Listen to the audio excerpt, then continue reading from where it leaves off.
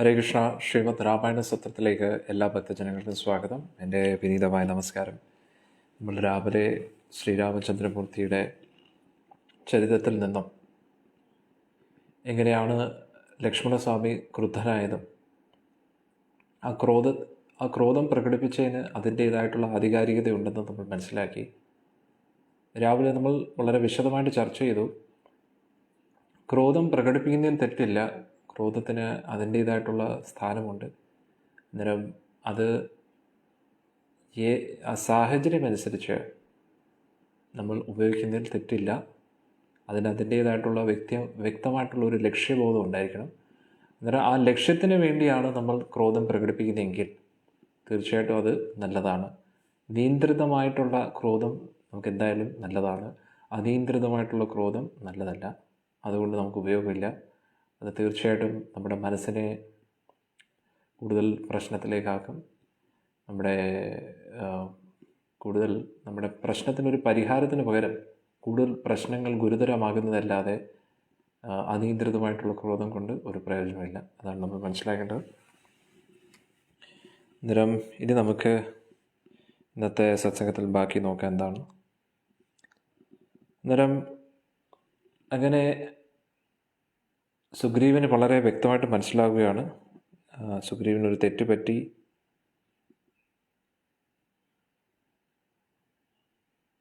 ആ ഉറങ്ങിക്കിടക്കുന്ന അവസ്ഥയിൽ നിന്നും ഉണർത്താൻ വേണ്ടി ലക്ഷ്മണസ്വാമി ക്രോധത്തെ പ്രകടിപ്പിക്കുകയാണ്. അന്നേരം തീർച്ചയായിട്ടും സുഗ്രീവൻ ആ തെറ്റ് മനസ്സിലായപ്പോൾ സുഗ്രീവൻ മാപ്പ് ചോദിക്കുന്നു. അതിനുശേഷം സൈന്യത്തെ ഫുൾ തയ്യാറാക്കിക്കൊണ്ട്, അതിനു മുമ്പായിട്ട് നേരത്തെ പറഞ്ഞ പോലെ താര വന്ന് ലക്ഷ്മണസ്വാമിയെ ആശ്വസിപ്പിക്കുകയാണ്. എന്നിട്ട് പറഞ്ഞു, ഇത് തീർച്ചയായിട്ടും നമ്മൾ അതിനുവേണ്ടി സൈന്യത്തെ തയ്യാറാക്കിക്കൊണ്ടിരിക്കുകയാണ് എന്നൊക്കെ പറയുകയാണ്. അങ്ങനെ വാനര പ്രമുഖന്മാരെയൊക്കെ വിളിച്ചുകൊണ്ട് എല്ലാ ഭൂമണ്ഡലത്തിലുള്ള എല്ലാ പ്രദേശങ്ങളിലും സഞ്ചരിച്ച് എല്ലാ വാനര സൈന്യത്തെയും തയ്യാറാക്കാൻ വേണ്ടി പറയുകയാണ്. അങ്ങനെ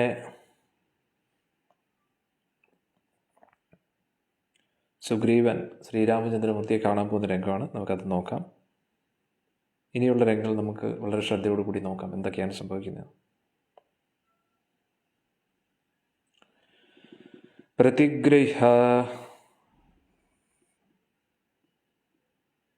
പ്രതിഗൃഹ്യ ച തത്സർവം ഉപാനയം ഉപഹൃതം വാനരാൻ സാന്തവയിത്വാ ച സർവാൻ ഏവ വിസർജയത്.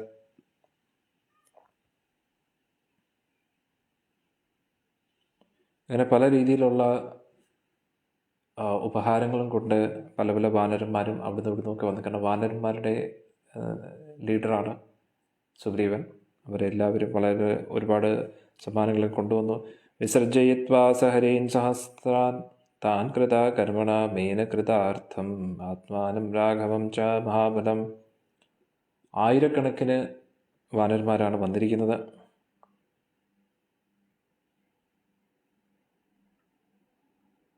അങ്ങനെ ഇതെല്ലാം കണ്ടപ്പോൾ, ഈ വാനരന്മാരുടെ ആ ഒരു സംഖ്യ കണ്ടപ്പോൾ സുഗ്രീവന് തന്നെ വലിയ ആനന്ദമായി. അന്നേരം തീർച്ചയായിട്ടും ഭഗവാന് ശ്രീരാമചന്ദ്രമൂർത്തിക്ക് ഒരുപാട് സന്തോഷം തോന്നും എന്ന് പറഞ്ഞു.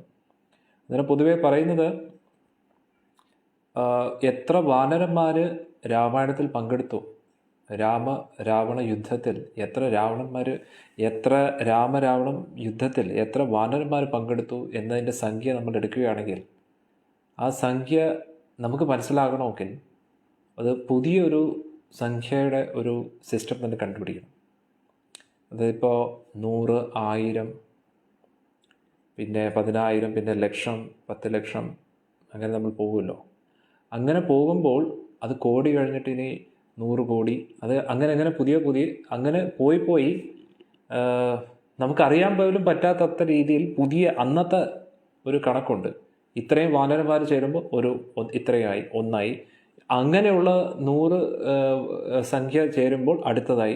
അങ്ങനെ പുതിയൊരു സിസ്റ്റം തന്നെ നമുക്ക് കണ്ടുപിടിക്കണം. അന്നേരം കോടികളിലൊന്നും ഒതുങ്ങത്തില്ല. അത്രയ്ക്ക് എണ്ണേണ്ടിയിരിക്കുന്നു ആ വാനരന്മാരുടെ സംഖ്യ. അത്രയും വാനരന്മാരാണ് ഭഗവാന് വേണ്ടി യുദ്ധത്തിൽ പങ്കെടുത്തത് എന്ന് പറയുന്നു. അത് ഈ ഓരോ വാനരന്മാരും മഹാശക്തരാണ്.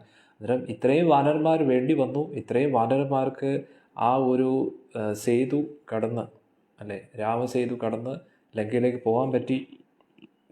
അതും കൂടാതെ അവിടെ അന്നേരം രാവണൻ്റെ ഭാഗത്തു നിന്ന് എത്രത്തോളം രാക്ഷസന്മാരുണ്ടായിരിക്കണം എന്ന് ആലോചിച്ച് പോകും. അന്നേരം മഹായുദ്ധമാണ് ഇത് നടന്നു. അന്നേരം ഇന്ന് നമ്മൾ ശ്രീലങ്കയുടെ വലുപ്പവും നമ്മുടെ ഇന്ത്യയുടെ വലുപ്പവും വെച്ച് നോക്കുമ്പോൾ ഇതൊക്കെ യാഥാർത്ഥ്യമാണോ എന്ന് നമുക്ക് തോന്നും. പക്ഷേ ഓരോ യുഗങ്ങൾ കഴിയുന്തോറും സ്ഥലത്തിൻ്റെ ആ ഒരു വ്യാപ്തി, അതിൻ്റെ ആകൃതി, അതിൻ്റെ രൂപഘടന, അതിൻ്റെ അളവ്, അതെല്ലാം കുറയും. ഒരുപാട് മാറ്റങ്ങൾ സംഭവിക്കും. അതുകൂടാതെ ഇപ്പോൾ ശ്രീലങ്ക എന്ന് പറയുന്നതല്ല ആക്ച്വലി ലങ്ക. അത് യഥാർത്ഥ ലങ്കയുടെ ഒരു ചെറിയൊരു ഭാഗം മാത്രമാണ്. അതും പൂർണ്ണമായിട്ടല്ല, വേറൊരു ഭാഗത്താണ് ലങ്ക സ്ഥിതി ചെയ്യുന്നത്.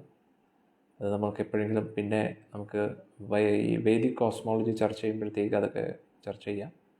പിന്നെ നമ്മളുടനെ വിചാരിക്കും ശ്രീലങ്കയിൽ അശോക വാടികയൊക്കെ ഉണ്ടല്ലോ. അശോക വാടികയുണ്ട് എന്നേ എനിക്ക് പറയാൻ പറ്റും.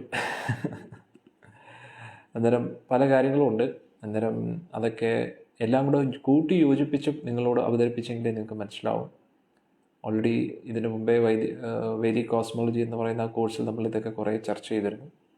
അന്നേരം ലങ്ക എന്ന് പറയുന്നത് നമ്മൾ ഉദ്ദേശിക്കുന്ന ശ്രീലങ്ക മാത്രമല്ല, ഒരു വലിയൊരു വിഭാഗം തന്നെയുണ്ട്. അതിനെക്കുറിച്ച് നമ്മൾ പിന്നെ ചർച്ച ചെയ്യാം. അന്നേരം ഇതിനെക്കുറിച്ച് നമ്മൾ അടുത്ത് പറയുകയാണ്. വിസൃജിത്വാ സ ഹരീൻ സഹസ്രാന്താൻ കൃതകർമ്മണ മേനകൃതാത്മാത്മാനം രാഘവം ച മഹാബലം സ ലക്ഷ്മണോ ഭീമബലം സർവം വാനര സത്വം അബ്രവീത് പശ്രിതം വാക്യം സുഗ്രീവം സപ്രഹർഷയൻ കിഷ്കിന്ധയാ വിനിഷ്കാമ യദി സ സൗമ്യരോചത്തെ.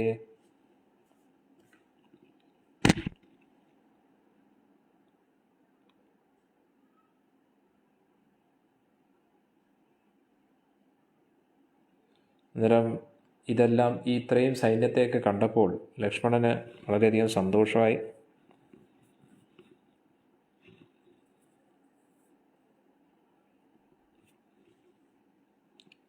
അതുകൊണ്ട് എത്രയും പെട്ടെന്ന് നമുക്ക് കിഷ്കിന്ധയിൽ നിന്ന് തിരിക്കണം എന്ന് ലക്ഷ്മണസ്വാമി പറഞ്ഞു. തസ്യ തദ്വചനം ശ്രുത്വാ ലക്ഷ്മണസ്യ സുഭാഷിതം സുഗ്രീവ പരം പ്രീതോ വാക്യമേതദ് വാചഃ ഏവം ഭവതു ഗച്ഛാമസ്തേയം ത്വത്ശാസനേ മയാ. അങ്ങനെ ലക്ഷ്മണസ്വാമി വളരെ സൗമ്യത്തോടു കൂടി ചോദിച്ചപ്പോൾ സുഗ്രീവന് വളരെ സന്തോഷമായി. കാരണം കുറച്ച് മുമ്പേ ഇങ്ങനെ സൗമ്യമായിട്ടല്ലല്ലോ ചോദിച്ചതല്ലേ. അന്നേരം ഉടൻ തന്നെ ആ സുഗ്രീവൻ പറയുകയാണ്, പിന്നെന്താ അങ്ങ് പറഞ്ഞാൽ അതിനപ്പുറം ഒന്നുമില്ല, അതുകൊണ്ട് ഉടൻ തന്നെ നമുക്ക് പുറപ്പെടാം. കാരണം സുഗ്രീവൻ വലിയ ത്രില്ലടിച്ചിരിക്കുകയാണ്. കാരണം നേരത്തെ ഇതിങ്ങനെയുള്ള തയ്യാറെടുപ്പൊന്നും ഇല്ലായിരുന്നു. അന്നേരം ലക്ഷ്മണസ്വാമി വന്ന ഉടനെ എല്ലാം ഫാസ്റ്റായിരുന്നു. അന്നേരം പെട്ടെന്ന് പടപടാന്ന് എല്ലാ കാര്യങ്ങളും നടന്നപ്പോഴത്തേക്ക് സുഗ്രീവന് വലിയ സന്തോഷമായി. അന്നേരം ഈ ലക്ഷ്മണസ്വാമിക്കും വലിയ സന്തോഷമായി. ലക്ഷ്മണസ്വാമി പറഞ്ഞ വളരെ സൗമ്യത്തോടു കൂടി നമുക്ക് എത്രയും പെട്ടെന്ന് പുറപ്പെടുന്നില്ല നല്ലത്. പിന്നെന്താ ഉടൻ തന്നെ ഇപ്പം തന്നെ പുറപ്പെടാം, അങ്ങ് പറഞ്ഞാൽ അതിനപ്പുറം ഒന്നുമില്ല എന്ന് പറഞ്ഞിട്ട് സുഗ്രീവൻ ഉടനെ തസ്യ തത്വചനം ശ്രുത്വാ ലക്ഷ്മണസ്യ സുഭാഷിതം തമേവമുത്വാ സുഗ്രീവോ ലക്ഷ്മണം ശുഭലക്ഷണം വിസർജ്യമാസത്തദാതാര അദ്യാ ച ഏവ യോഷിത. അങ്ങനെ സുഗ്രീവൻ ലക്ഷ്മണസ്വാമി അടുത്ത് പറഞ്ഞിട്ട് ആ ബാക്കിയുള്ള 4 ജനങ്ങളോടെല്ലാം വിട വാങ്ങിക്കൊണ്ട് സുഗ്രീവൻ പുറപ്പെടുകയാണ്. ഏഹി ഇതി ഉച്ചൈ ഹരിവരാൻ സുഗ്രീവ സമുദാഹരത് തസ്യ തദ്വചനം ശ്രുത്വാ ഹരയ ശീഘ്രമായു ബദ്ധാഞ്ജലിപുടാ സർവേ യേ സ്വൈ സ്ത്രീദർശനക്ഷമാ.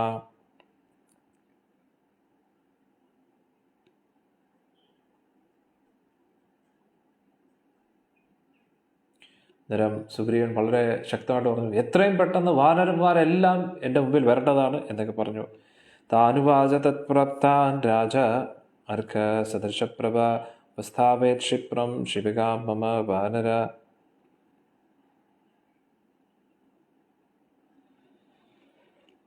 എത്രയും പെട്ടെന്ന് എൻ്റെ പല്ലക്കിയൊക്കെ റെഡിയാക്കൂ. അങ്ങനെ ഫുൾ എല്ലാവരും റെഡിയായി. ശ്രുത്വാ തു വചനം തസ്യാരയ ശീഘ്രം വിക്രമ സമുപസ്ഥാപയമാസു ശിബികാം പ്രിയദർശനം.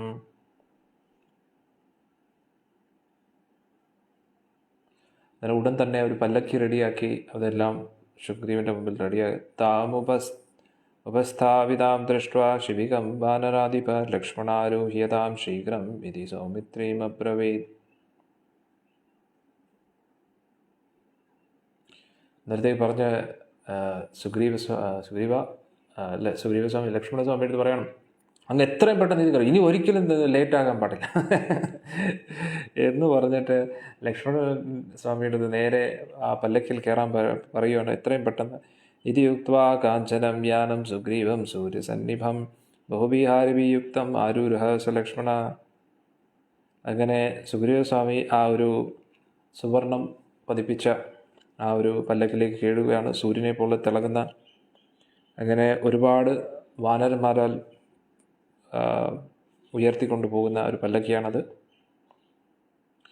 പാണ്ഡുരേണ ആദപത്രേണ ധ്രിയമാനേന മൂർധനി ശുൽക്കേ ച വാലവ്യജനേ ദ്യൂമമാനേ സമന്തത ശംഖഭേരി നിനാഥൈ ച വന്ദിഭി ച അഭിവന്ദിത നിർയയോ പ്രാപ്യ സുഗ്രീവോ രാജശ്രീയം മരുത്തമാം.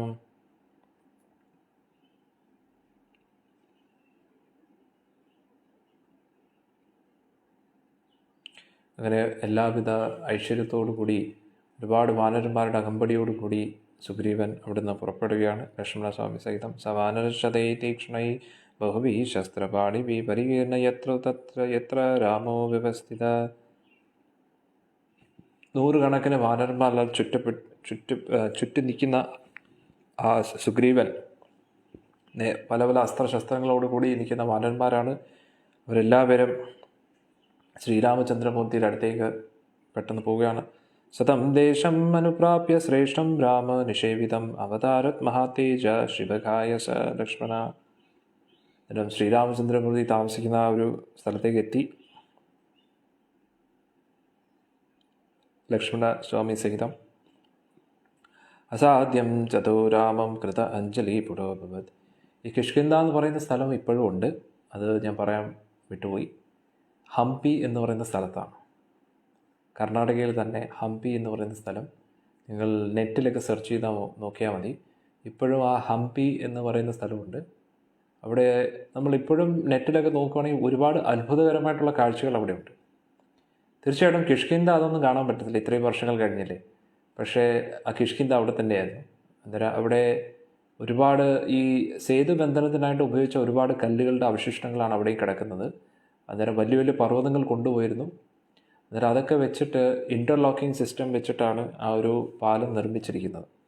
അന്നേരം തമ്മി ഇങ്ങനെ ജോയിൻ ചെയ്യാൻ വേണ്ടി സിമെൻറ്റ് ഇഷ്ടികയൊന്നും ഇട്ട് അതേപോലെയുള്ള ആവശ്യമൊന്നും ഇല്ലായിരുന്നു അന്നത്തെ കാലത്ത്. അവരത്ര വലിയ സിദ്ധരായതുകൊണ്ട്, നല്ല എക്സ്പേർട്ട് ആയതുകൊണ്ട് തമ്മി പാറകൾ തമ്മിൽ ലോക്ക് ചെയ്യാനുള്ള കഴിവ് ആളിനുണ്ടായിരുന്നു.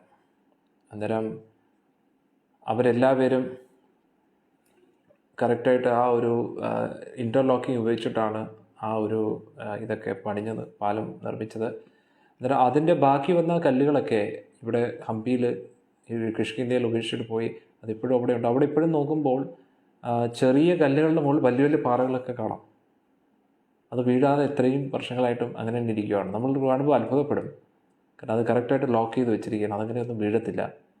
ഹനുമാൻ സ്വാമി ജനിച്ച സ്ഥലം, പിന്നെ അതുകൂടാതെ ശ്രീരാമചന്ദ്രമൂർത്തി സീതാദേവിയിൽ നിന്നും വിരഹത്തിൽ ഇരുന്ന ഗുഹ, അതൊക്കെ ഇപ്പോഴും അവിടെയുണ്ട്. ബാലിവധം നടന്ന സ്ഥലം, അതുകൂടാതെ സീതാദേവിയുടെ ആഭരണങ്ങൾ ലഭിച്ച സ്ഥലം, അങ്ങനെ ഒരുപാട് സ്ഥലങ്ങൾ അവിടെയുണ്ട്. അതൊക്കെ ഹംപി, എപ്പോഴെങ്കിലും നമ്മൾ ഹംപിയിൽ പോകുമ്പോൾ തീർച്ചയായിട്ടും കാണാം. അങ്ങനെ നല്ല മനോഹരമായിട്ടുള്ള സ്ഥലമാണ്. നമുക്ക് നോക്കാം. അസാധ്യച്ച തതോ രാമ കൃതാഞ്ജലി പുടോഭവത് കൃതാഞ്ജലോ സ്ഥിത തസ്മിൻ വാനരാ ച ഭവന്യഥാ. അന്നേരം ശ്രീരാമചന്ദ്രമൂർത്തിയുടെ അടുത്തെത്തിയ ഉടൻ തന്നെ കൈ കൂപ്പിക്കൊണ്ട് തന്നെ ബാക്കി എല്ലാവരും കൈകൂപ്പി തന്നെ ഭഗവാന്റെ അടുത്തേക്ക് പോവുകയാണ്. തടാകം ഇവ തം ദൃഷ്ട്വാ രാമം ഡലം പങ്കജം വാനരാം മഹത് സൈന്യം സുഗ്രീവേ പ്രതിമാനഭൂത്. ശ്രീരാമചന്ദ്രമൂർത്തിക്ക് വലിയ സന്തോഷമായി ഈ വൻ സൈന്യത്തെ കണ്ടിട്ട്. ഇത്ര വലിയൊരു നദി ഇങ്ങനെ ഒഴുകി വരുന്ന പോലെയാണ് ഭഗവാന് തോന്നിയത്. ഇതൊക്കെ കണ്ടിട്ട് ഭഗവാന് വലിയ സന്തോഷമായി. പാദയോ പതിതം മൂർധ്വാതം ഉത്പാദ്യ ഹരീശ്വരം പ്രേംണാ ച ബഹുമാനാ ച രാഘവ പരിഷ്വജേ. ഇത്രയൊക്കെ ലേറ്റാക്കിയിട്ടും സുഗ്രീവൻ വന്നപ്പോൾ ഭഗവാൻ ആലിംഗനം ചെയ്യുകയാണ്, കെട്ടിപ്പിടിക്കുകയാണ് സുഗ്രീവനെ. അന്നേരം അതിനു മുമ്പേ സാഷ്ടാംഗ നമസ്കാരം ചെയ്യുകയാണ് സുഗ്രീവൻ. ശിരസ് ഭഗവാന്റെ തൃപ്പാദങ്ങളിൽ സ്പർശിച്ചു, ഒരുപാട് ശ്രദ്ധയോടുകൂടി തന്നെ. പരിഷ്വജ്യ ച ധർമാത്മാ നിഷീത ഇതി തതോ അബ്രവീത് നിഷന്നം തം തതോ ദൃഷ്ട്വാ ക്ഷിതോ രാമോ അബ്രവീത് തഥാ. സുഗ്രീവനെ ഇങ്ങനെ ആലിംഗനം ചെയ്തതിന് ശേഷം ഇരിക്കാൻ പറഞ്ഞു സുഗ്രീവൻ്റെ അടുത്ത് ഭഗവാൻ. അന്നേരം ഇപ്രാവശ്യം സുഗ്രീവൻ മുകളിലല്ല ഇരുന്ന്, താഴെയാണ് ഇരുന്നത്. കാരണം നേരത്തെ ഇരുന്നതിൻ്റെ പടി ഓർമ്മയുണ്ട്. ധർമ്മമർത്ഥം ച കാമം ച കാലേ യേതു നിഷേവത് വിഭജ്യാസതം വീരാസ രാജ ഹരിസത്തമ.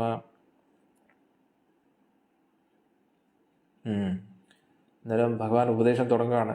ആദ്യം നല്ലപോലെ ആലിംഗനമൊക്കെ ചെയ്ത് എന്നിട്ട് പറയുകയാണ്, യഥാർത്ഥ രാജാവെന്ന് പറഞ്ഞു കഴിഞ്ഞാൽ പ്രജകളുടെ കാര്യവും നോക്കും, ഉത്തരവാദിത്തങ്ങളൊക്കെ നോക്കും. അതിൻ്റെ കൂട്ടത്തിൽ കുറച്ചൊക്കെ റിലാക്സ് ചെയ്യാനും കുറച്ച് സമയം കണ്ടെത്തും.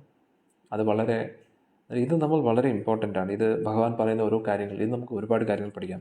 ഹിത്വാ ധർമ്മം തഥാർത്ഥം ച കാമം ചെയ്തു നിഷേവത്തെ സവൃക്ഷേ അഗ്രേ യഥാ സുക്ത പതിത പ്രതിബുദ്ധ്യതേ. ഒരാൾ സുഖഭോഗങ്ങൾ മാത്രം സ്വീകരിക്കുന്നു, പക്ഷേ യഥാർത്ഥത്തിൽ ധർമ്മമൊന്നും ആചരിക്കുന്നില്ല എങ്കിൽ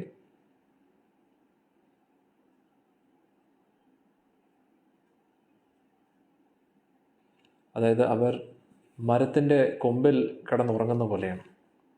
അത് വളരെ ഡേഞ്ചറസ് ആയിട്ടുള്ളൊരു പൊസിഷനല്ലേ അല്ലേ? മരത്തിൻ്റെ മുകളിൽ കിടന്നുറങ്ങുന്ന സമയത്ത് എപ്പോഴാണ് വീഴുന്നതെന്ന് പറയാൻ പറ്റത്തില്ല. അന്നേരം മരത്തിൻ്റെ കൊമ്പിൽ കിടന്ന് ഉറങ്ങാൻ പാടില്ല, ജാഗ്രതയോടുകൂടി ഇരിക്കേണ്ടിയിരിക്കുന്നു. അന്നേരം ഭഗവാൻ നൽകിയ ഉദാഹരണം നോക്കണേ. അന്നേരം നല്ല ഉയരമുള്ള ഒരു ഈ മരക്കൊമ്പിൽ കിടന്നുറങ്ങുന്ന സമയത്ത് നല്ലപോലെ ഉറങ്ങിക്കഴിഞ്ഞാൽ തറയിൽ വീഴുമ്പോഴേ നമുക്ക് ഉണരാൻ പറ്റും അല്ലേ? അതേപോലെയാണ് ഈ സുഖഭോഗത്തിൽ മഗ്നരായിട്ട് ജീവിക്കുന്ന ആൾക്കാരെന്ന് പറയുന്നത്. അമിത്രാണാം പദേയുക്തോ മിത്രാണാം സംഗ്രഹേരത ത്രിവർഗഫലഭോക്ത ച രാജധർമ്മേണ യുജ്യതേ.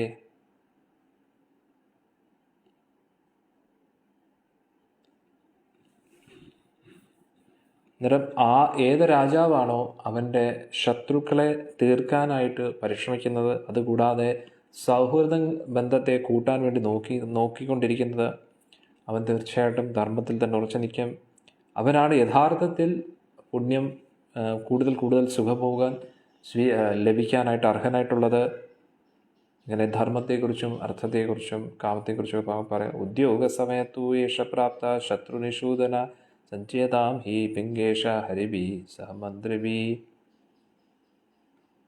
ഇപ്പോൾ പ്രവർത്തിക്കാനുള്ള സമയമാണ്, അതുകൊണ്ട് ബാക്കിയുള്ള മന്ത്രിമാരുമായിട്ട് നമുക്ക് ചർച്ച ചെയ്യാം എന്ന് സുഗ്രീവനോട് പറയുകയാണ്. ഏവമുക്ത്വാ തു സുഗ്രീവ രാമം വചനമബ്രവീത് പ്രണഷ്ടാ ശ്രീചകീർത്തി ച കപിരാജ്യച്ച ശാശ്വതം ത്വത്പ്രസാദാത് മഹാബാഹോ പുനഃപ്രാപ്തം ഇദം മയാ. ഇങ്ങനെ പറഞ്ഞപ്പോൾ സുഗ്രീവൻ ശ്രീരാമനോട് ഭഗവാനോട് ഇങ്ങനെ പറഞ്ഞു, അങ്ങയുടെ കൃപ കൊണ്ട് മാത്രമാണ് ഭഗവാനെ ഇതെല്ലാം എനിക്ക് ലഭിച്ചത് എന്നൊക്കെ പറയുകയാണ്. തം ദേവം പ്രസാദാത് ശുഭ്രാതു ച ഭയതാംബരം കൃതം ന പ്രതികൂര്യാദ്യാപുരുഷാണം സദൂഷക. അന്നേരം ഇത് നമ്മൾ മനസ്സിലാക്കേണ്ടത് വളരെ ഇമ്പോർട്ടൻ്റ് ആണ്. പൊതുവേ യുക്താഹാര വിഹാരസ്യ എന്ന് ഭഗവാൻ ഭഗവത്ഗീതയിൽ പറയും. നമ്മുടെ ധർമ്മം നമ്മൾ ആചരിക്കണം, അതിൻ്റെ കൂട്ടത്തിൽ റിലാക്സ് ചെയ്യാനും കുറച്ച് സമയം വേണം. ഇത് രണ്ടും വളരെ ഇമ്പോർട്ടൻ്റ് ആണ്. ചിലപ്പോഴൊക്കെ ഇന്നത്തെ കാലത്ത് ആൾക്കാർ കൂടുതലും എങ്ങനത്തെ ഒരു സ്വഭാവം എന്ന് വെച്ച് കഴിഞ്ഞാൽ, ചില ആൾക്കാർ, രണ്ട് തരത്തിലുള്ള ആൾക്കാരെ നമുക്ക് ഇന്നത്തെ കാലത്ത് കാണാൻ പറ്റും. ചില ആൾക്കാർ ജോലി ജോലി ജോലി ജോലി ജോലി ജോലി ജോലി ജോലി എന്ന് മാത്രം ചെയ്തുകൊണ്ടിരിക്കും. അവരെപ്പോഴും ജോലി ചെയ്തുകൊണ്ടിരിക്കും എന്നുള്ളതാണ്. അവർ സ്വയം റിലാക്സ് ചെയ്യത്തില്ല, റിലാക്സ് ചെയ്യാൻ വേണ്ടി സമയം കണ്ടെത്താറില്ല. എന്നിട്ട് റിലാക്സേഷൻ എന്ന് പറഞ്ഞാൽ എന്താണ് ആക്ച്വലി? റിലാക്സേഷൻ എന്ന് പറഞ്ഞാൽ ഇവരെന്താ ചെയ്യുന്നത് വെച്ചാൽ ജോലിയെല്ലാം ഇങ്ങനെ ചെയ്ത് അവസാനം ആർക്ക് വേണ്ടിയാണോ അവർ ജോലി ചെയ്യുന്നത് അവരിൽ നിന്നും എന്തെങ്കിലും കിട്ടുകയോ അല്ലെങ്കിൽ ആർക്ക് വേണ്ടി അവർ പ്രവർത്തിച്ചോ അവരിൽ നിന്നും വളരെ തിക്ത അനുഭവങ്ങളൊക്കെ ഉണ്ടാകുമ്പോൾ എല്ലാം ഉപേക്ഷിച്ചിട്ട് ഒറ്റ പോക്കാണ്. അത്രയും കാലം ചെയ്തതെല്ലാം ഉപേക്ഷിച്ചിട്ട് അവർ പോകും. അന്നേരം ഇതൊരു ശരിയായിട്ടുള്ളൊരു രീതിയല്ല, നമ്മൾ മനസ്സിലാക്കിയിരിക്കണം.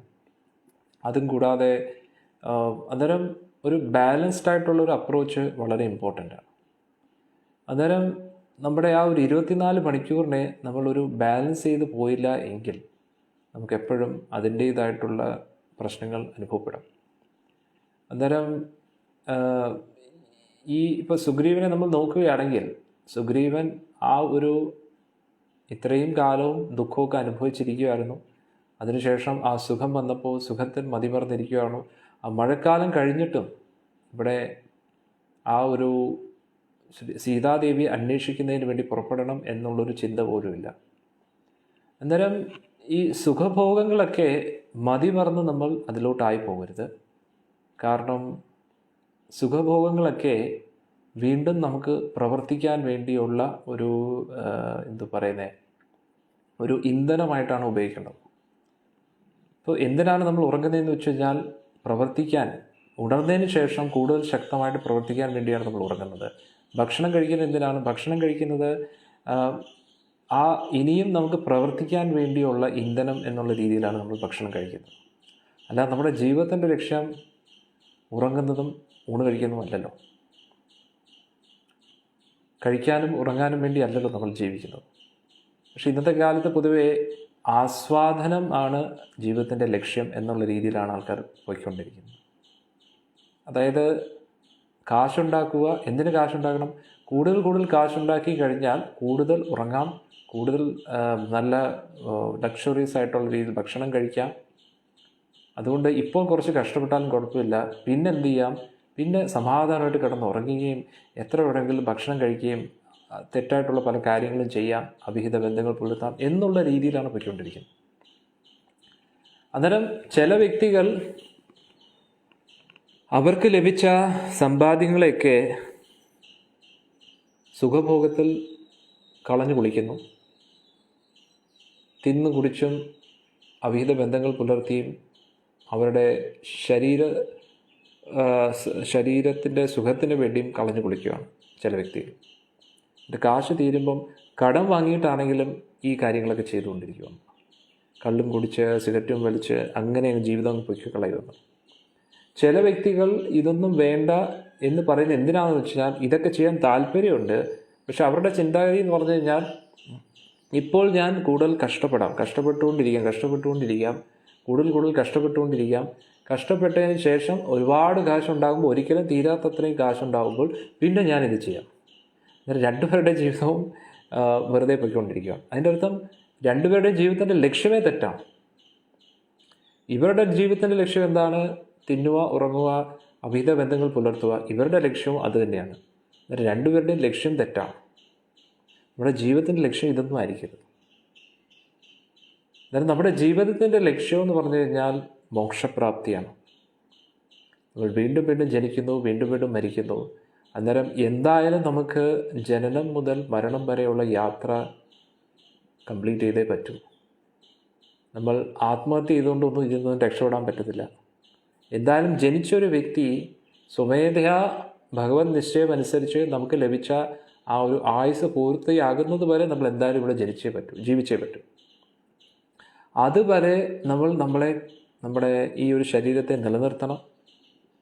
അത് നമ്മുടെ ഒരു ധർമ്മമാണ്. ശരീരത്തെ നിലനിർത്തുക എന്ന് പറഞ്ഞാൽ നമ്മുടെ ധർമ്മമാണ്. മനസ്സിനെ ചഞ്ചലമാകാതിരിക്കാൻ നോക്കുന്നത് നമ്മുടെ ധർമ്മമാണ്. അതെന്തായാലും ചെയ്യണം. ശരീരത്തെ നിലനിർത്തണം, മനസ്സിനെ ശാന്തമായിട്ട് നിർത്തണം. ഇത് അത്യാവശ്യമാണ്. അന്നേരം ശരീരത്തെ ടോർച്ചർ ചെയ്യുന്ന രീതിയിലുള്ള ഒരു കാര്യങ്ങൾ ചെയ്യാൻ പാടില്ല. മനസ്സ് കൺഫ്യൂസ് ആവുന്ന രീതിയിലോ അല്ലെങ്കിൽ മനസ്സിന് വിഷമം വരുന്ന രീതിയിലുള്ള ഒരു സാഹചര്യത്തിൽ നമ്മൾ സ്വയത്തെ ആക്കരുത്. മറ്റൊരാളുടെ ശരീരത്തെയും മറ്റൊരാളുടെ മനസ്സിനെയും വിഷമിപ്പിക്കുന്ന രീതിയിൽ ഒരു സാഹചര്യം നമ്മൾ ക്രിയേറ്റ് ചെയ്യരുത്. ഇതൊക്കെയാണ് ധർമ്മം. നമ്മുടെ ശരീരത്തിന് ഒരു ബുദ്ധിമുട്ട് നമ്മൾ കൊടുക്കരുത്. ബുദ്ധിമുട്ടെന്ന് പറഞ്ഞാൽ എങ്ങനെയാണ്? ടോർച്ചർ എന്ന് പറഞ്ഞാൽ എന്താണെന്ന് വെച്ച് കഴിഞ്ഞാൽ ഒരു കറക്റ്റ് അളവുണ്ട്. സുഖവും അതായത് സുഖവും ശരീരത്തിന് വേദന, ഇത് രണ്ടിൻ്റെ ഇടയിൽ കറക്റ്റ് ഒരു ഗ്യാപ്പുണ്ട്. അത് നമ്മുടെ മനസ്സിൻ്റെ നിയന്ത്രണം അനുസരിച്ചിരിക്കും. അത് നമ്മൾ കറക്റ്റായിട്ട് കണ്ടുപിടിക്കണം. അതായത് ഈ ശരീരത്തിൻ്റെ സുഖം ആ അളവ് താണ്ടുമ്പോൾ അത് നമുക്ക് വിനയായിട്ട് മാറും.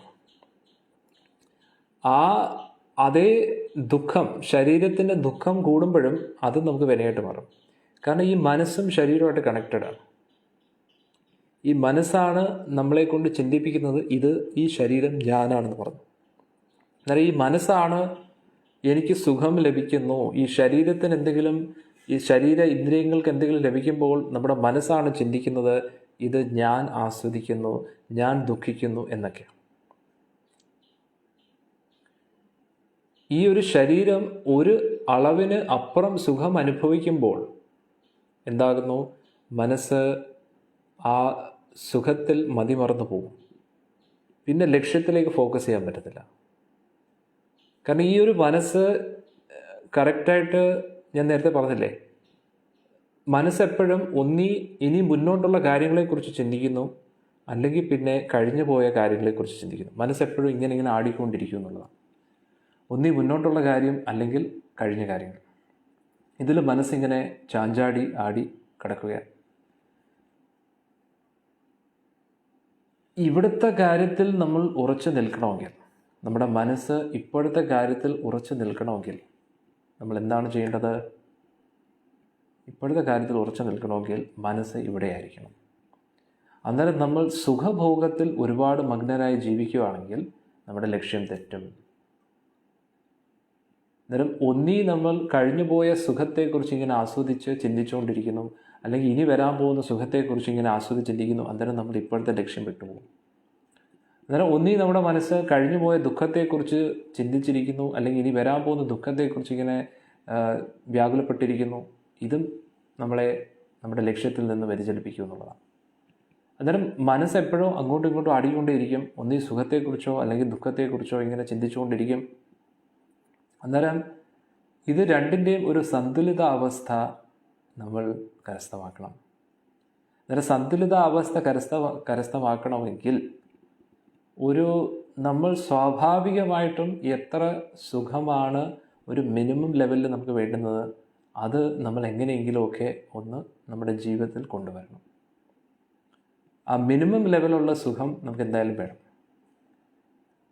ആ ഒരു മിനിമം ലെവൽ സുഖം നമുക്ക് ലഭിച്ചില്ല എങ്കിൽ നമ്മുടെ മനസ്സ് ഫ്രസ്ട്രേറ്റഡ് ആവും.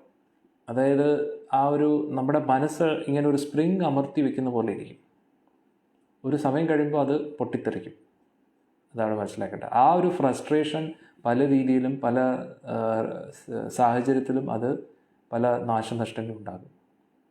ഇപ്പോൾ ഉദാഹരണത്തിന് നമ്മുടെ മനസ്സ് നമ്മൾക്ക് ശാന്തമായിട്ടുള്ളൊരു അന്തരീക്ഷത്തിലല്ല നമ്മൾ വർക്ക് ചെയ്യുന്നതെങ്കിൽ തീർച്ചയായിട്ടും ആ ഒരു അശാന്തത നമ്മുടെ ഉള്ളിൽ ഇങ്ങനെ നിറഞ്ഞ് അത് ഒരു ഫ്രസ്ട്രേഷനായി അത് എങ്ങനെയെങ്കിലും ഒരു ദിവസം പൊട്ടിത്തെറിക്കും. രാവിലെ നമ്മൾ ചർച്ച ചെയ്ത പോലെ വീട്ടിലെ കാര്യം അതേപോലെയാണ്. വീട്ടിലും ഒരു അശാന്തതമായിട്ടുള്ള ഒരു സാഹചര്യമാണെങ്കിൽ ആ ഒരു അശാന്തത വേറെ എവിടെയെങ്കിലും അതിൻ്റെ ഒരു റിസൾട്ട് കൊണ്ടുവരും എന്നുള്ളതാണ്.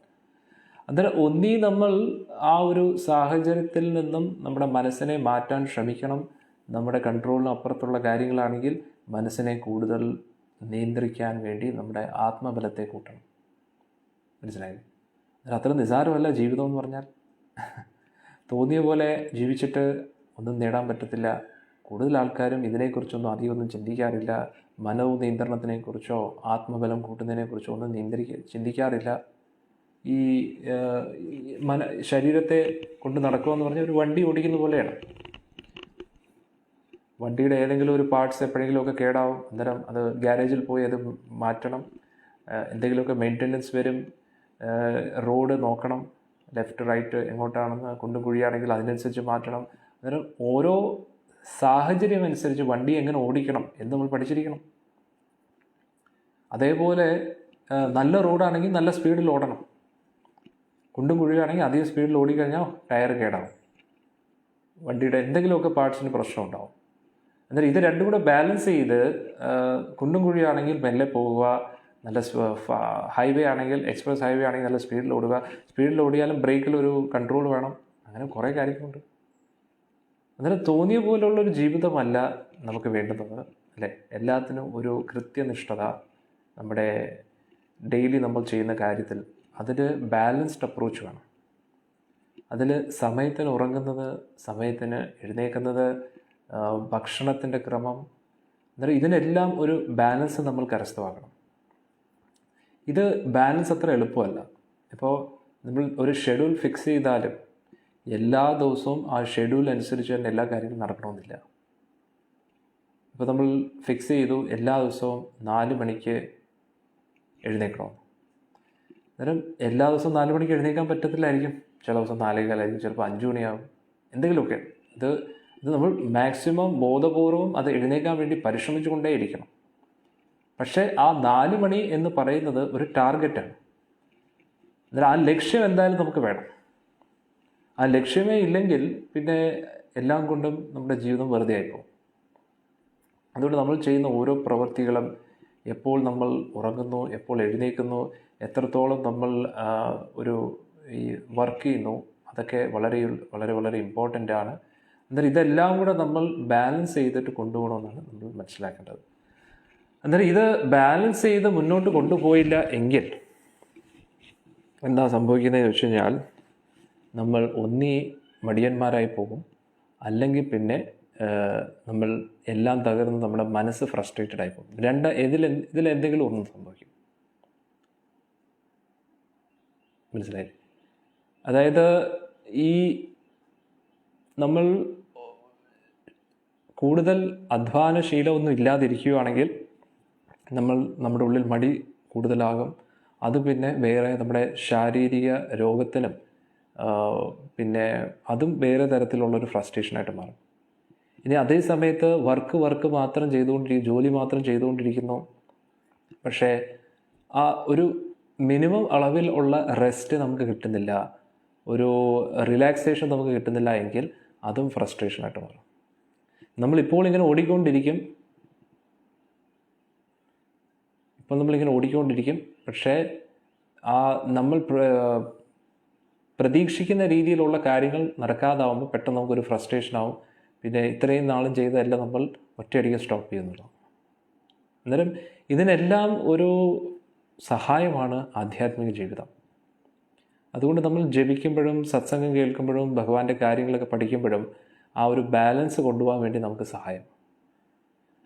അതുകൊണ്ട് നമ്മൾ ഡെയിലി നമ്മുടെ ആ ഒരു കൃത്യമായിട്ടുള്ള ഒരു നാമജപം, ഭഗവാനെക്കുറിച്ച് വായിക്കുന്നത്, അതൊക്കെ വളരെ അത്യാവശ്യമാണ്. അന്നേരം ചില വ്യക്തികൾ ചിലപ്പോൾ പറയും ഭക്തി ഒരുപാട് കൂടിയാലും പ്രശ്നമാണ്. ഭക്തി കൂടുന്ന ഒരിക്കലും ഒരു പ്രശ്നമല്ല. പക്ഷേ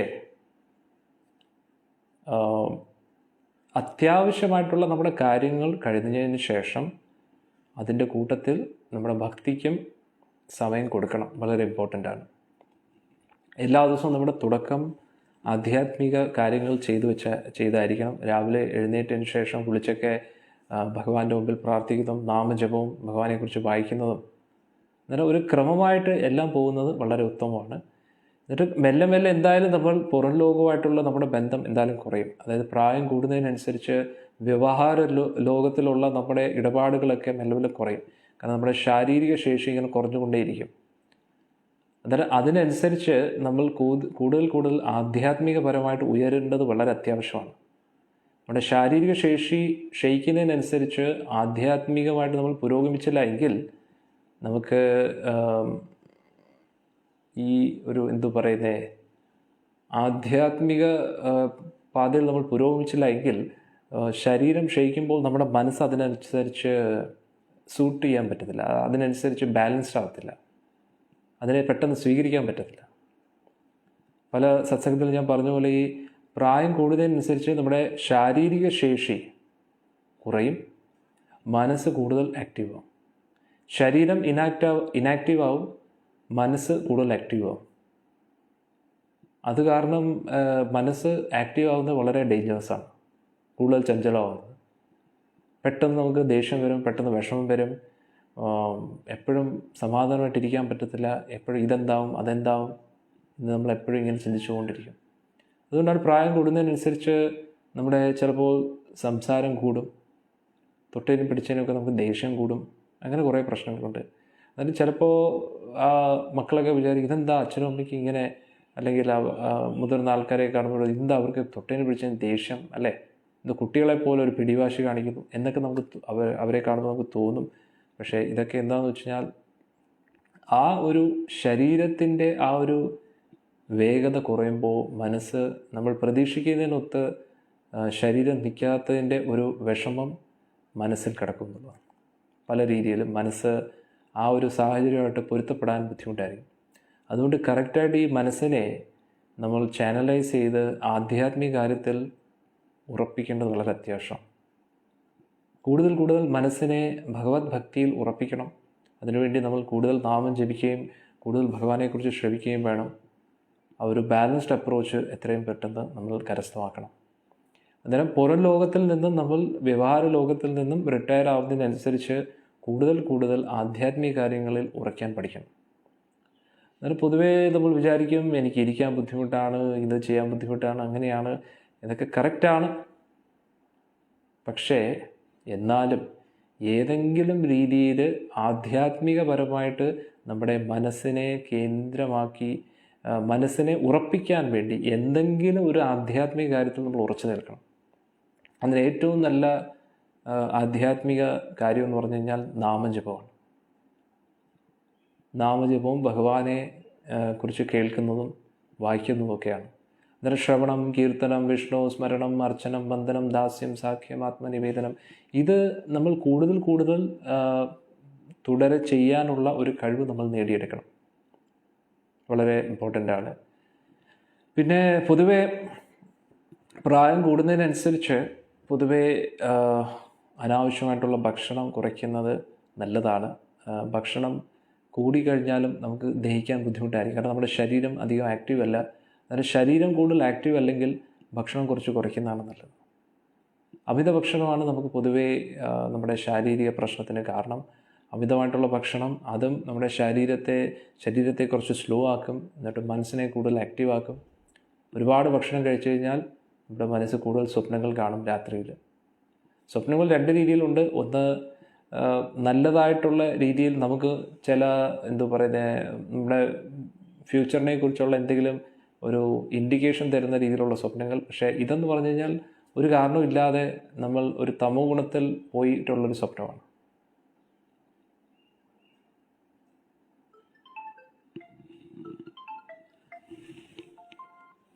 അതുകൊണ്ട് മെല്ലെ നമ്മൾ ആവശ്യമില്ലാത്ത ഉള്ള ഉറക്കം, ആവശ്യമില്ലാത്തുള്ള രീതിയിലുള്ള അമിതമായിട്ടുള്ള ഭക്ഷണക്രമം, അതൊക്കെ നമ്മൾ മാറ്റണം. എന്നിട്ട് ഒരു ഫിക്സ് ആയിട്ടുള്ള രീതിയിലുള്ള ഉറക്കം. അപ്പോൾ ഒരു 6 മണിക്കൂറിൽ കൂടുതൽ നമ്മൾ ഉറങ്ങാൻ പാടില്ല. ഡേ ടൈമിലും ഒരു മാക്സിമം 1/2 മണിക്കൂർ, അല്ലെങ്കിൽ മാക്സിമം പോയി കഴിഞ്ഞാൽ 1 മണിക്കൂർ, അതിൽ കൂടുതൽ കിടക്കാൻ പാടില്ല. ഇതിൽ കൂടുതൽ കിടക്കുന്നത് നമ്മുടെ ശരീരത്തിൻ്റെ ആ ഒരു മെക്കാനിസം, നമ്മുടെ മനസ്സിൻ്റെ ആ ഒരു സിസ്റ്റം എല്ലാം കൂടുതൽ സ്ലോ ആക്കും, തകർക്കും. അതുകൊണ്ട് നമ്മുടെ ബോധത്തെ എങ്ങനെയെങ്കിലും ഈ ശാരീരിക ബോധത്തിൽ നിന്ന് ഉയർത്താൻ നമ്മൾ പഠിക്കണം. അതാണ് നമുക്കിതിൽ മനസ്സിലാക്കേണ്ടത്. അതാണ് ശ്രീരാമചന്ദ്രപൂർത്തിയും സുഗ്രീവനോട് പറഞ്ഞു കൊടുക്കുന്നത്. നമ്മൾ ഒരു യഥാർത്ഥ ലീഡർ, കാരണം സുഗ്രീവൻ ലീഡറാണ് അല്ലേ, അതുകൊണ്ട് കറക്റ്റായിട്ട് അവരവരുടെ ഒന്ന് ആലോചിച്ച് നോക്കൂ. നമുക്ക് ഒരു വീട് മാനേജ് ചെയ്യാൻ തന്നെ എന്തുമാത്രം ബുദ്ധിമുട്ടാണ് അല്ലേ, വളരെ ബുദ്ധിമുട്ടാണ്. വീട്ടിലെ കാര്യങ്ങളൊക്കെ നോക്കുന്നതും, വീട്ടിലെ കാര്യം പോട്ടെ, നമ്മൾ നമ്മുടെ കാര്യം തന്നെ മാനേജ് ചെയ്യാൻ, നമ്മുടെ കാര്യങ്ങൾ തന്നെ മാനേജ് ചെയ്യാൻ എന്തുമാത്രം ബുദ്ധിമുട്ടാണ് നോക്കണേ, വളരെയധികം ബുദ്ധിമുട്ടാണ്. അന്നേരം ഒരു രാജാവിനെ സംബന്ധിച്ചിടത്തോളം എന്തുമാത്രം കാര്യങ്ങളാണ് നോക്കണേ ചിന്തിക്കാൻ. പ്രജകളുടെ ക്ഷേമം, അതൊക്കെ ഒരുപാട് കാര്യങ്ങൾ അന്വേഷിക്കണം. അന്നേരം അതൊക്കെ അന്വേഷിക്കുന്നതിന് പകരം ആ ഒരു രാജാവ് സ്വന്തം സുഖഭോഗത്തിൽ മഗ്നനായിട്ട് ജീവിക്കുകയാണെങ്കിൽ പ്രജകളുടെ കാര്യമൊക്കെ പോക്കാണ്. അതുകൊണ്ട് ഒരു രാജാവിൻ്റെ ഉത്തരവാദിത്വം അവിടെ പറയുകയാണ് ഭഗവാൻ. അന്നേരം അതേപോലെ നമ്മളും സമൂഹത്തിൽ പല പല നേതൃത്വം വഹിക്കുന്ന വ്യക്തികളാണ്, നമ്മുടെ വീട്ടിലും ഓഫീസിലും അതൊക്കെ. അന്നേരം നമ്മളെ ആശ്രയിച്ച് കുറേ വ്യക്തികളുണ്ട്. അന്നേരം അവർക്കൊക്കെ നമ്മളൊരു മാതൃക കാട്ടണമെങ്കിൽ നമ്മൾ കൂടുതൽ ഇന്ദ്രിയ തൃപ്തിയിൽ മഗ്നരായി പോകരുത്. നമ്മൾ കൂടുതലും ഭഗവത് ഭക്തിയിലേക്ക് ഉറയ്ക്കണം. അതാണ് നമ്മൾ ചെയ്യേണ്ടത്. അതുകൊണ്ട് അതിൻ്റെ അർത്ഥം സ്വമേധയാ നമ്മൾ മനഃപൂർവ്വം നമ്മുടെ ശരീരത്തെ ടോർച്ചർ ചെയ്യാൻ വേണ്ടി ഉറക്കം കുറയ്ക്കുന്നു, അങ്ങനെയല്ല. നമ്മൾ തന്നെ മനസ്സിലാക്കണം എത്ര ഉറക്കം വേണം, എത്ര ഭക്ഷണം വേണം. നമുക്ക് തന്നെ കറക്റ്റായിട്ടൊരു അളവ് നമ്മൾ കണ്ടുപിടിക്കണം. നമുക്ക് തന്നെ നല്ലപോലെ അറിയാം ഇത് അമിത ഭക്ഷണമാണ്, നമുക്ക് തന്നെ അറിയാം ഇത് അമിത ഉറക്കമാണ് എന്നറിയാം. എന്നാൽ ആ കറക്റ്റ് അളവിന് ബാലൻസ് ചെയ്ത് നമ്മൾ പോവുകയാണെങ്കിൽ യുക്ത ആഹാര വിഹാരസ്യ, അങ്ങനെ ബാലൻസ് ചെയ്ത് നമ്മൾ പോവുകയാണെങ്കിൽ തീർച്ചയായിട്ടും നമുക്ക് ഈ ഒരു ലോകത്തിലും നമുക്ക് സമാധാനമായിട്ട് ജീവിക്കാൻ പറ്റും. പിന്നെ നമ്മുടെ അന്ത്യ സമയത്തും നമുക്ക് നമ്മുടെ ബോധത്തെ ഉയർത്തിയും കൊണ്ട് നമ്മുടെ മോക്ഷ പദവിയിലേക്ക് എത്താൻ പറ്റും എന്നാണ് മനസ്സിലാക്കേണ്ടത്. സോ ബാലൻസ് വളരെ ഇമ്പോർട്ടൻ്റ് ആണ്. ഇനി നമുക്ക് അടുത്ത ശ്ലോകത്തിലേക്ക് കിടക്കാം.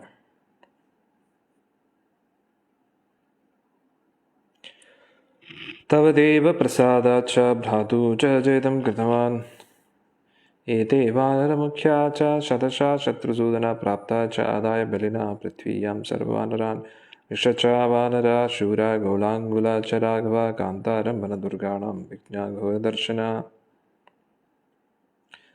സുഗ്രീവൻ പറയുന്നത് ഇതെല്ലാം വാനര പ്രമുഖന്മാരാണ്. അന്നേരം എല്ലാ വാനരന്മാരെയും ഇവിടെ വിളിച്ചിരിക്കുകയാണ്.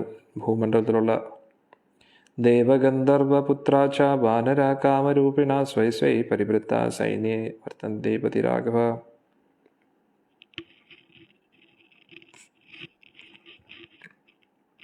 അന്നേരം ഓരോരോ വാനരന്മാരുടെയും ശക്തികളെക്കുറിച്ച് സുഗ്രീവൻ ഭഗവാനോട് പറഞ്ഞു കൊടുക്കുകയാണ്. പല പല ദേവന്മാരുടെയും ഗന്ധർവന്മാരുടെയൊക്കെ മക്കളാണ് ഇവരെല്ലാവരും എന്നൊക്കെ പറഞ്ഞ് ഓരോ വ്യക്തികളുടെ ശക്തികളെയും കാണിച്ചുകൊണ്ട് ശതൈ ശതസഹസ്രൈ ച കോടിഭി ച പ്ലങ്കവ ആയുധൈ ച അവർത്തേ വീരശങ്കുഭി ച പരന്തവ ആർബുദൈ അർബുദശതൈ മധ്യേ ച അന്തേ ച വാനര സമുദ്ര ച പരാർദ്ധ ച ഹരിയൂഥവ ആഗമിഷ്യന്തി രാജൻ മഹീന്ദ്ര സമവിക്രമ മേഘപർവ്വത സംകാശ മേരു വിന്ധ്യാകൃത ആലയ.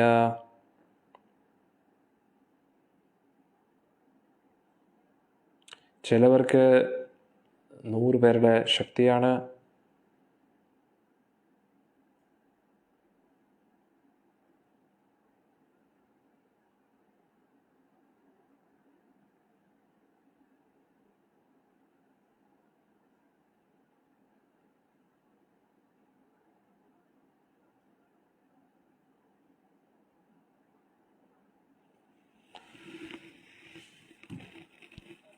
അന്നേരം ഓരോരോ വാനരന്മാരുടെയും ശക്തികളെക്കുറിച്ച് അവിടെ സുഗ്രീവൻ ഇങ്ങനെ പറഞ്ഞുകൊണ്ടിരിക്കുകയാണ്.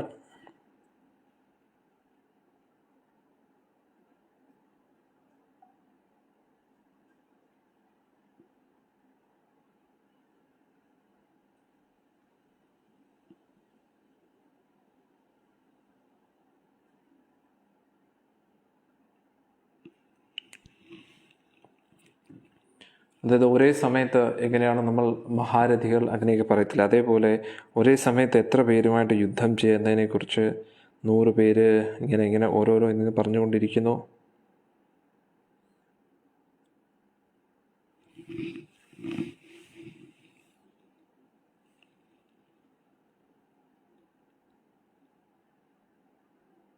എന്നിട്ട് ഇവിടെ ഞാൻ നേരത്തെ പറഞ്ഞില്ലേ, ഓരോരോ വാനര പ്രമുഖന്മാരുടെ ഓരോരോ സംഖ്യയുണ്ട്. ഇത്ര പേര് ചേരുമ്പോൾ എത്രയാണ്, ഇത്ര പേര് ചേരുമ്പോൾ അന്നേരം അതിൻ്റെ ഒരു കണക്കാണ് ഇവിടെ പറയുന്നത്. 100 ലക്ഷം വിഭാഗം, പിന്നെ ഒരു 10 ലക്ഷം വിഭാഗം, പിന്നെ ആയുധ, ശംഖു, അർബുദ, നൂറോളം അർബുദ, മധ്യ, അന്ധ, സമുദ്ര, ഇതൊക്കെ അളവുകളാണ്. അതായത് 100 പേര് ചേരുമ്പോൾ 10 100 ആകുമ്പോഴത്തേക്ക് 1000 അല്ലേ? അങ്ങനെ 100 1000 ആകുമ്പോഴത്തേക്ക് ലക്ഷമായി, അങ്ങനെ 100 ലക്ഷം ആകുമ്പോഴത്തേക്ക് കോടിയായി, അങ്ങനെ ഇങ്ങനെ പോയി. പരാർദ്ധ, അങ്ങനെയൊക്കെ പറഞ്ഞ് ഇങ്ങനെ ആ ഒരു സംഖ്യയെക്കുറിച്ച് വാനരശ്രേഷ്ഠനായിട്ടുള്ള സുഗ്രീവൻ ഭഗവാൻ പറഞ്ഞു കൊടുക്കുകയാണ്. ഇങ്ങനെ ആ സുമേരു പർവ്വതത്തിൽ നിന്ന് ഒരുപാട് വാനരന്മാർ വരുന്നു. അങ്ങനെ ഒരുപാട് കാര്യങ്ങൾ ഭഗവാന്റെ അടുത്ത് പറയാണ്. തേ ത്വാം അഭിഗമിഷ്യന്തി രാക്ഷസം യോദ്ധുമാഹവേ നിഹത്യ രാവണം യുദ്ധേഹി അനിഷ്യന്തി മൈഥിലീം. ഇവരെല്ലാം യുദ്ധത്തിൽ വളരെ ശക്തരാണ്. ഇവർക്കെല്ലാവർക്കും സീതാദേവിയെ കണ്ടുപിടിക്കും. പക്ഷേ നമ്മൾ നോക്കണേ, ഇത്രയും പേരുണ്ടായിട്ടും സീതാദേവിയെ കണ്ടുപിടിച്ചത് ഹനുമാൻ സ്വാമിയാണ്. ഇത്രയും കോടിക്കണക്കിന് വാനരന്മാരുണ്ടായിട്ടും ആ കറക്റ്റായിട്ട് സീതാദേവി കണ്ടുപിടിച്ച് ഒരേ ഒരു വാനരനാണ്. ഇന്നലെ സുഗ്രീവൻ വളരെ ഇതായിട്ട് പറയുന്നു, ഇവരെല്ലാവരും അങ്ങയെ സഹായിക്കാനായിട്ടുണ്ട് ഭഗവാൻ എന്ന് പറഞ്ഞു. തഥാ സമുദ്യോഗം ആവേക്ഷ്യ വീര്യവാൻ ഹരി പ്രവീരസ്യ ദേശാവർത്തിന ബഭൂവ ഹർഷാത് വസുധാ അധിപ ആത്മജ പ്രബുദ്ധ നീല ഉത്പദ തുല്യദർശന.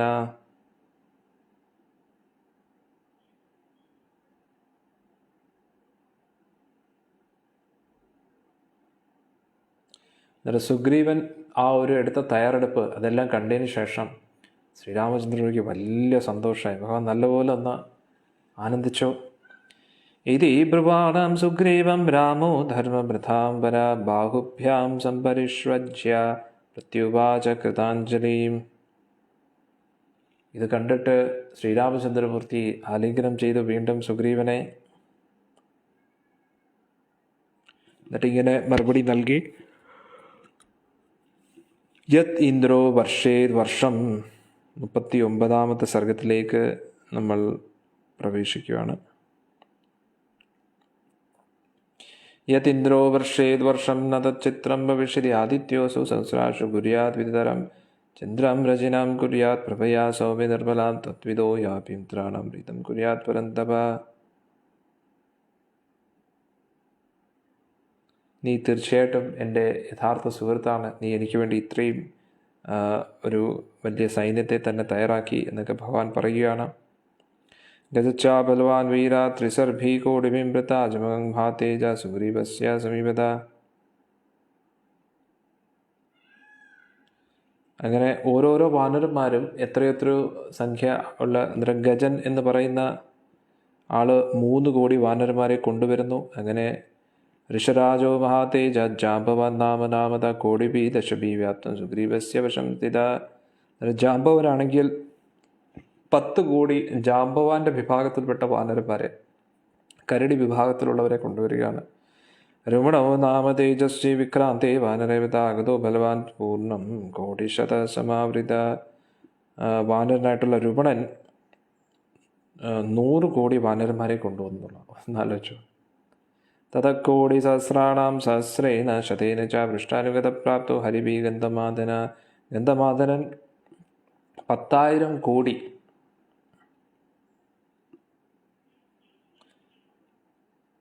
10,000 കോടി. അതുകൂടാതെ 100,000 കോടി വാനരന്മാരെ കൊണ്ടുവന്നു പുറകിൽ. നോക്കണേ. തഥാ പത്മസഹസ്രേണ വൃത്തശന്തുശതേന ച യുവരാജോ അംഗദ പ്രാപ്ത പിതൃതുല്യ പരാക്രമ. അതിനുശേഷം കിഷ്കിന്ധയിലെ രാജകുമാരനായിട്ടുള്ള വാലി 1000 പത്മം. അന്നേരം പത്മം എന്ന് പറയുന്നത് കോടിയല്ല, ഒരുപാട് കോടികൾ ചേർന്നാണ് പത്മം എന്ന് പറയുന്ന ഒരു വിഭാഗം. അങ്ങനെ 1000 പത്മ വിഭാഗത്തെ കൊണ്ടുവന്നു. എന്നിട്ട് 100 ശംഖ് എന്ന് പറയുന്ന വിഭാഗം വാനരന്മാരെ കൊണ്ടുവന്നു. നോക്കണം, ആദ്യം സുഗ്രീവൻ നല്ലൊരു ക്ലാസ് കൊടുത്തു ശ്രീരാമചന്ദ്രമൂർത്തിക്ക്. ഇത്രയും കോടികൾ ചേരുമ്പോൾ പത്മം, ഇത്രയും കോടികൾ ചേരുമ്പോൾ അർബ്, ഇത്രയും കോടികൾ ചേരുമ്പോൾ ഇത് എന്താ പറയുന്നത്, നേരത്തെ പറഞ്ഞല്ലോ എന്തുവാണ്, ശംഖു, അങ്ങനെയുള്ള ആ ഒരു കണക്കൊക്കെ പറഞ്ഞു കൊടുത്തു. നല്ലൊരു മാത്തമാറ്റിക്കൽ ക്ലാസ് ശ്രീരാമചന്ദ്രമൂർത്തിക്ക് കൊടുത്തു. കാരണം വാനരന്മാരുടെ വിഭാഗം ഇങ്ങനെയൊക്കെയാണെന്ന് പറഞ്ഞു. തഥാ താരദ്യുതീതാരോ ഹരിഭീമ പരാക്രമ പഞ്ചഭി ഹരികോടിഭി ധൂരത് പ്രതിഷ്യതത്. അങ്ങനെ താരൻ എന്ന് പറയുന്ന ഒരു വാനരൻ 5 കോടി വാനരന്മാരെ കൊണ്ടുവന്നു. ആദ്യം ഈ വാനര പ്രഭുമാരെയൊക്കെ എല്ലാ ദിശകളിലും പറഞ്ഞയച്ചു. ഇന്ദ്രജാതോ കപിവീരോ യൂഥം പ്രത്യദിശ്യത് ഏകാദശാനാം കോടിനാം ഈശ്വര തേജയ സമവൃത. ഇന്ദ്രജാനു എന്ന് പറയുന്ന ആ കുരങ്ങൻ, ആ വാനരൻ, ക്ഷമിക്കണം, 11 കോടി വാനരന്മാരെ കൊണ്ടുവന്നു. തഥോരംഭത്തു അനുപ്രാപ്ത തരുണാദിത്യ സന്നിഭി ആയുധേന വൃത്തച്ചൈവ സഹസ്രേണ ശതേന ച. രംഭ എന്ന് പറയുന്ന ഒരു വാനരൻ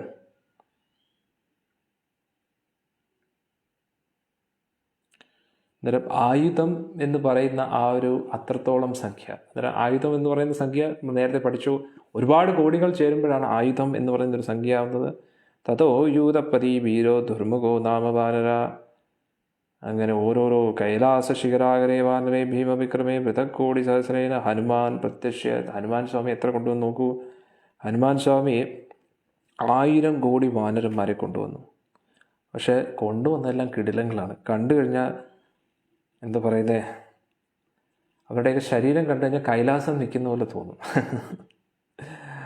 അന്നേരം ബാക്കിയുള്ളവരെല്ലാം ഒരേ വാനരന്മാരെ കൊണ്ടുവന്നു. പക്ഷേ ഹനുമാൻ സ്വാമി നല്ല കിടിലങ്ങളെ കൊണ്ടുവന്നു, നല്ല കമാൻഡോസ്.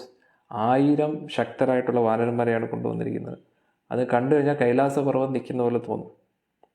ഹനുമാൻ സ്വാമിയുടെ HR ഡിപ്പാർട്ട്മെൻറ്റ്, ഹ്യൂമൻ റിസോഴ്സസ്, നലച്ചേ അപ്പി HR അല്ല, VR, വാനര റിസോഴ്സസ്, VR ഡിപ്പാർട്ട്മെൻറ്റ്. നലച്ച ബി മഹാവീര്യ സംവൃതോ ധ്രുവവാസിബി കോടിശതേന സംപ്രാപ്ത സഹസ്രേണ ശതേന ച. അങ്ങനെ നളനാണ് നമ്മുടെ ആ ഒരു സേതു ബന്ധനത്തിനുള്ള അതൊക്കെ റെഡിയാക്കിയത്, ആ ഇൻ്റർലോക്കിംഗ് സിസ്റ്റം ഒക്കെ കണ്ട്. അന്നേരം അദ്ദേഹം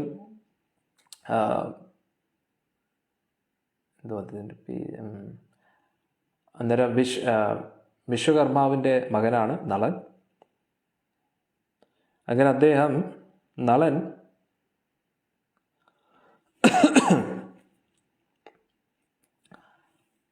100 കോടി, ഒന്ന് ആലോചിച്ച് നോക്കണം. 1000 പ്രാവശ്യം 100 കോടി, അത്രയും വാനരന്മാരെ കൊണ്ടുവന്നു. ഒന്ന് ആലോചിച്ച് നോക്കണം. തതോ ദതിമുഖ ശ്രീമാൻ കോടിഭി ദശഭി വൃത സംപ്രാപ്തോഭിനന്ദന്തസ്യ സുഗ്രീവസ്യ മഹാത്മന. ദതിമുഖൻ എന്ന് പറയുന്ന വാനര പ്രഭുവൻ 10 കോടി വാനരന്മാരെ കൊണ്ടുവന്നു. അവരെല്ലാം മഹാശക്തരാണ്. ശരഭോ കുമുദാവനി വാനരോ രഹ ഏവച ഏതച്ചേ അന്യേ ച ഭവ വാനരകാമരൂപിണ വൃത്ത പൃഥ്വീം. അങ്ങനെ ശരഭൻ, കുമുദൻ, വഹനി, രംഭൻ ഇവരെല്ലാവരും അവരവരുടേതായിട്ടുള്ള ആൾക്കാരെല്ലാവരെയും കൊണ്ടുവന്നു. അങ്ങനെ എല്ലാ സ്ഥലത്തു നിന്നും പല പല വാനരന്മാരും ഒത്തുചേരുകയാണ്. ശരഭ കുമുദോവനി ആഗതാചാതിമിഷ്ട ച പൃഥ്വിയാം സർവവാനര അപ്ലവൻ പ്ലവച്ച ഗർജത് ച പ്ലവ അഭ്യവർത്തന്ത സുഗ്രീവം സൂര്യമഭ്രഗണ ഇവ. ഈ വാനരന്മാരെല്ലാവരും എങ്ങനെയൊക്കെയാണ് വന്നതെന്നറിയാം. ചാടിയും മരങ്ങളിലൂടെയൊക്കെ ചാടി പിന്നെ ഒരു പർവ്വതത്തിൽ നിന്ന് അടുത്ത പർവ്വതത്തിലേക്ക് ചാടിക്കൊണ്ടും അങ്ങനെയൊക്കെയാണ് വന്നത്. അങ്ങനെ ഇവരെല്ലാവരും കൂടെ വന്നപ്പോൾ ഭൂമി നല്ല കുലുങ്ങിയിരിക്കുമായിരുന്നു. കുർവാണ ബഹുശബ്ദാഞ്ച പ്രകൃഷ്ട ബലശാലിന ശിരോഭി വാനരേന്ദ്രിയ സുഗ്രീവായ നിവേദയൻ. എന്നിട്ട് ഇവരെല്ലാവരും വന്നിട്ട് വളരെ ശക്തമായിട്ടുള്ള ശബ്ദമൊക്കെ പുറപ്പെടുപ്പിച്ചു. ഇവരെല്ലാവരും അവിടെ അസ്ത്രങ്ങളുടെ ഒരു ശബ്ദം പുറപ്പെടുവിച്ച് നമ്മളെല്ലാവരും എത്തിയിട്ടുണ്ട് എന്നൊക്കെ പറയുകയാണ്. അവരെ വാനശ്രേഷ്ഠ സംഗമ്യ ച തഥാചിതം സുഗ്രീവേണ സമാഗസ്യ സിതപ്രാഞ്ജല്യ തഥാ.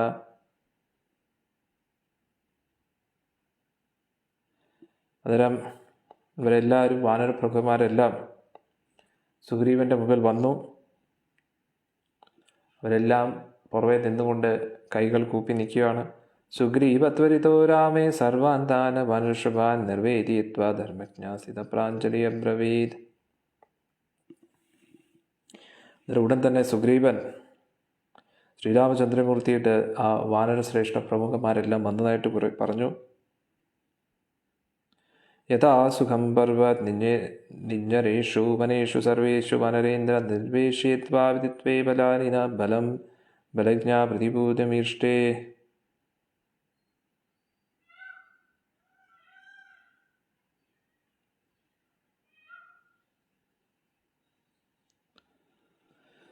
അങ്ങനെ പല രീതിയിലുള്ള വാനരപ്രഭുമാരും വരികയാണ്. ഇനി നമുക്ക് വൈകുന്നേരത്ത് നോക്കാം. ഈ ഓരോ വിഭാഗത്തിലുള്ള വാനരന്മാരെയും ഓരോരോ ദിശകളിലേക്ക് വയ്ക്കും.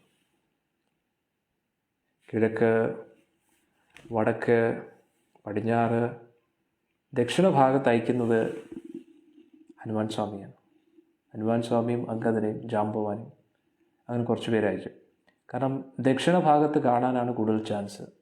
അതുകൊണ്ട് തീർച്ചയായിട്ടും എവിടെയാണോ സീതാദേവിയെ കിട്ടാൻ കൂടുതൽ ചാൻസ് ഉള്ളത് ആ ഭാഗത്തേക്ക് അയക്കുകയാണ്. അന്നേരം ഇന്ന് വൈകുന്നേരത്തെ സത്സംഗത്തിൽ നമുക്ക് കാണാം, സീതാദേവിയെക്കുറിച്ച് ഒരു വിവരമില്ലാതെ ദേവി ഇത് തിരിച്ചു വന്ന് ബുദ്ധിമുട്ടേണ്ട ആവശ്യമില്ല എന്നാണ് ആ ഒരു നിർദ്ദേശമാണ് സുഗ്രീവൻ കൊടുക്കുന്നത്. വളരെ സ്ട്രോങ് ആയിട്ട് തന്നെ സംസാരിക്കുകയാണ്. അതൊക്കെ നമുക്കിനി വൈകുന്നേരത്തെ ചർച്ച ചെയ്യാം. ഇതിലൊന്ന് ആലോചിച്ച് നോക്കണം, ഒരു നാരീരത്നത്തിന് വേണ്ടിയാണ് ഈ ലോകത്തിലുള്ള എല്ലാ വാനരന്മാരും പോകുന്നത്. അതാണ് നമ്മൾ മനസ്സിലാക്കേണ്ടത്. കാരണം എന്തുകൊണ്ടാണ് ആ സീതാദേവിയുടെ പാതിവൃത്യം കളയാതെ ഇപ്പോഴും രാമന് വേണ്ടി കാത്തിരിക്കുകയാണ്. ആ ഒരു നാരീരത്നത്തെ സംരക്ഷിക്കാൻ വേണ്ടിയാണ് ഇത്രയും കഷ്ടപ്പെടുന്നത്. അതാണ് നമ്മൾ മനസ്സിലാക്കേണ്ടത്. നമ്മുടെ മഹാഭാരതം നടന്നതും ആ ഒരു നാരീരത്നത്തെ അപമാനിച്ചതിനാണ്. അന്നേരം സ്ത്രീകളുടെ പരിശുദ്ധി എത്രത്തോളം ഇമ്പോർട്ടൻ്റ് ആണ് എന്നാണ് നമ്മൾ മനസ്സിലാക്കേണ്ടത്. വേണമെങ്കിൽ രാമൻ ഇതൊക്കെ നിഷ്പ്രയാസം കളഞ്ഞു പിടിക്കാം. എന്തിനാണ്, ഓക്കെ പോന്നെങ്കിൽ പോട്ടെ, അല്ലെങ്കിൽ പിന്നെ ഞാൻ പോയി യുദ്ധം ചെയ്യാം, നടന്നില്ലെങ്കിൽ കുഴപ്പമില്ല. പക്ഷെ ഇത്രയും വാനരന്മാരെ എന്തിനാണ് ഒത്തു ചേർത്തത്? കാരണം അത്രയ്ക്ക് ഇമ്പോർട്ടൻ്റ് ആണ് സീതാദേവി. പക്ഷെ ഇത്രയും ഇമ്പോർട്ടൻ്റ് ആയിട്ടുള്ള അതേ സീതാദേവിയെ സ്വന്തം പ്രജയിൽ നിന്നും ഒരാൾ തെറ്റായിട്ട് പറഞ്ഞപ്പോഴും ഭഗവാൻ ഇത്രയും സ്നേഹം ഉണ്ടായിട്ടും ആ സീതാദേവിയെ കളയുകയല്ല ചെയ്യുന്നത്, ഉറപ്പുവരുത്തി എവിടെയാണ് സുരക്ഷിതമായിട്ടിരിക്കാൻ പറ്റുന്നത്. കാരണം ഈ പ്രജകളുടെ ഇടയിൽ സീതാദേവിയെ വിശ്വാസമില്ലാത്ത ആൾക്കാരുടെ കൂട്ടത്തിൽ സീതാദേവിയെ നിർത്തണ്ട. കാരണം ഇനി സീതാദേവി ഗർഭിണിയാണ്. അഥവാ കുട്ടികളുണ്ടായാലും അവരുടെ ആ ഒരു പരിശുദ്ധിയെ ചോദ്യം ചെയ്യും എല്ലാവരും. അതുകൊണ്ട് ഈ ഒരു വിഷമഘട്ടത്തിൽ സീതാദേവി ഇരിക്കേണ്ട എന്ന് പറഞ്ഞിട്ടാണ് വനത്തിൽ അയക്കുന്നത്. അത് വനത്തിൽ മൃഗങ്ങൾക്ക് ഭക്ഷണമാകാൻ വേണ്ടിയല്ല. ഭഗവാന് നല്ലപോലെ അറിയാം അവിടെ വാൽമീകി ഋഷിയുണ്ട്, ബാക്കിയുള്ള ഋഷിമാരുണ്ട്. അന്നേരം ഭഗവാൻ ഏറ്റവും വിശ്വാസമുള്ള സ്ഥലം എന്ന് പറഞ്ഞാൽ കാടാണ്. സീതാദേവിയും ശ്രീരാമചന്ദ്രമൂർത്തി ഏറ്റവും കൂടുതൽ സന്തോഷ നിമിഷങ്ങൾ പങ്കുവെച്ച സ്ഥലം കാടാണ്. കാട്ടിൽ സീതാദേവി സുരക്ഷിതമായിരിക്കും. തീർച്ചയായിട്ടും ആ കാട്ടിൽ നിന്ന് തന്നെയാണ് തട്ടിക്കൊണ്ട് പോയത്. പക്ഷേ അതൊരു പ്രത്യേക സാഹചര്യത്തിലായിരുന്നു. രാക്ഷസന്മാരെ മുഴുവൻ ഭഗവാൻ നശിപ്പിച്ചിരിക്കുകയാണ്. രാക്ഷസന്മാരില്ല. പിന്നെ ഋഷിമാരുടെ സംരക്ഷണത്തിലാവുമ്പോൾ സീതാദേവിക്ക് ഒരു ആപത്തും വരത്തില്ല എന്നുറപ്പാണ്. പിന്നെ അതും കൂടാതെ പ്രധാനമായിട്ടും ആ ഒരു പ്രശ്നം വന്നതിന് കാരണം രാമലക്ഷ്മണന്മാർ തന്നെയാണ്. കാരണം ശൂർപ്പണഖ വന്ന് രാമന് ലക്ഷ്മണൻ ഉണ്ടായതുകൊണ്ടാണല്ലോ ശൂർപ്പണഖ വന്ന് സീതാദേവിയെ അഭിസംബോധന ചെയ്ത് എന്നെ വിവാഹം കഴിക്കുമെന്ന് രാമൻ്റെ അടുത്ത് പറഞ്ഞു. അന്നേരം സീതാദേവി മാത്രമേ ഉണ്ടായിരുന്നെങ്കിൽ ശൂർപ്പണഖയ്ക്കും പ്രശ്നമില്ല. അന്നേരം പ്രത്യേകിച്ച് ഋഷിമാരുടെ കൂട്ടത്തിലാണെങ്കിൽ ഋഷിമാരെ അവർ തകർക്കുന്ന എപ്പോഴും എന്തിനാന്ന് വെച്ച് കഴിഞ്ഞാൽ യജ്ഞം ചെയ്യുമ്പോൾ അവർക്ക് ഇഷ്ടമല്ല. യജ്ഞം ചെയ്യാതിരുന്നു കഴിഞ്ഞാൽ ഒരു കുഴപ്പമില്ല. പക്ഷെ അങ്ങനെയുള്ള പ്രശ്നങ്ങളൊക്കെ മാറിയിട്ടുണ്ട്. ഇനി അഥവാ വീണ്ടും എന്തെങ്കിലും പ്രശ്നം വരുവാണെങ്കിൽ രാമനുണ്ടല്ലോ വില്ലും പിടിച്ചുകൊണ്ട്, തീർച്ചയായിട്ടും അവരെയൊക്കെ നശിപ്പിക്കാൻ പറ്റും. അതുകൊണ്ട് അയോധ്യയിൽ സീതാദേവി സുരക്ഷിതമാണ്. പക്ഷെ ഇങ്ങനെയുള്ള മോശപ്പെട്ട വാക്കുകളൊക്കെ കേട്ട് കഴിഞ്ഞാൽ സീതാദേവിക്ക് വിഷമമാകും. അത് സ്വന്തം പ്രജകളിൽ നിന്ന് തന്നെ അത് കേൾക്കുമ്പോൾ അല്ലേ. പൊതുവേ മറ്റുള്ളവർ പറയുന്നതിനെക്കാട്ടിയും നമ്മളുടെ ആൾക്കാർ തന്നെ നമുക്കെതിരെ പറയുമ്പോഴാണ് വിഷമം കൂടുന്നതും ആ ഒരു വിഷം നമ്മുടെ ഉള്ളിൽ കയറി കഴിഞ്ഞാൽ നമുക്ക് ഒരിക്കലും സഹിക്കാൻ പറ്റത്തില്ല. അടുത്ത് നിന്ന് ആരോ അമ്പ് ചെയ്യുന്നത് പോലെ തോന്നും നമുക്ക്, അല്ലേ? ദൂരെ നിന്ന് അമ്പ് ചെയ്യുമ്പോൾ പിന്നെയും കുറച്ച് അത് കൊള്ളുന്നതിൻ്റെ ആഘാതം കുറയും. പക്ഷെ അടുത്ത് നിന്നിട്ട് അമ്പ് ചെയ്യുമ്പോൾ എങ്ങനെയായിരിക്കും, അല്ലേ? അത്രത്തോളം വേദന നമുക്ക് അനുഭവപ്പെടും.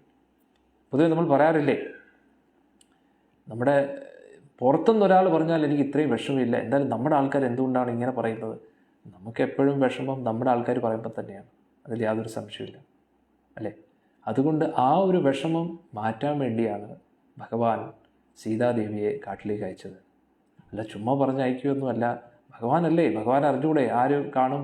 അതുകൊണ്ടല്ലേ ആ ഒരു വാൽമീകി ഋഷി തന്നെ കറക്റ്റായിട്ട് സീതാദേവിയെ സംരക്ഷിച്ചതും. അതും കൂടാതെ ഭഗവാന്റെ മക്കളായിട്ടുള്ള ലവകുശന്മാർ വളരുന്നത് ആ ഒരു കാട്ടിലാണ്. അതുകൊണ്ടാണ് അവർക്ക് രാമായണം പഠിക്കാൻ പറ്റിയതും. ആ രാമായണം നമുക്ക് ലഭിച്ചത് ലവകുശന്മാർ പഠിച്ചുകൊണ്ടാണ്. ലവകുശന്മാർ പഠിച്ചില്ലായിരുന്നെങ്കിൽ നമുക്ക് രാമായണം ലഭിക്കുമോ? വളരെ ബുദ്ധിമുട്ടായിരുന്നു. അങ്ങനെ കുറേ കാര്യങ്ങൾ നടന്നത് ആ സീതാദേവിയെ കാട്ടിലോട്ട് അയച്ചപ്പോഴാണ്. അന്നേരം ഒരുപാട് കാര്യങ്ങൾ അതിൻ്റെ പുറകിലുണ്ട്. അന്നേരം നമ്മൾ മനസ്സിലാക്കണം, ആ സീതാദേവിക്ക് എത്രത്തോളം പ്രാധാന്യത ഭഗവാൻ കൊടുക്കുന്നു. വാനരന്മാരൊക്കെ ഇത് നിസ്സാരമായിട്ടല്ല കാണുന്നു. അന്നേരം പതിവ്രതയായിട്ടുള്ള ഒരു നാരീരത്നത്തെ സംരക്ഷിക്കാൻ വേണ്ടി ഈ ലോകം മുഴുവൻ തയ്യാറാവുന്നുള്ളതാണ്.